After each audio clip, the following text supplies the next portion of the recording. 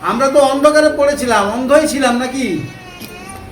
এখনো কিছু কিছু অন্ধ অন্ধ অন্ধ হয়ে আছি। চোখ থাকতেও আমরা দেখতে পাই না, চোখ থাকতেও ভালো দেখতে পাই না।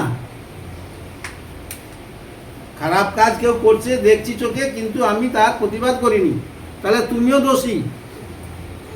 সেই চক্ষু, সেই আলোর দান পরমেশ্বর পিতা করেছেন, সেই আলোতে যেন সর্বদা আমরা চলতে থাকি। সর্বদা মিথ্যা কথা বলা, চুরি করা, গালি দেওয়া, ঝগড়া করা, মারামারি করা, এগুলো থেকে যেন আমরা সর্বদা দূরে থাকি। এটাই হলো পরীক্ষার ফল পাওয়ার, কম ফল পাওয়ার কারণ। এগুলো যদি আমরা মেনে চলি তাহলে পরীক্ষায় 100 ভাগের 100 ভাগই পাবো।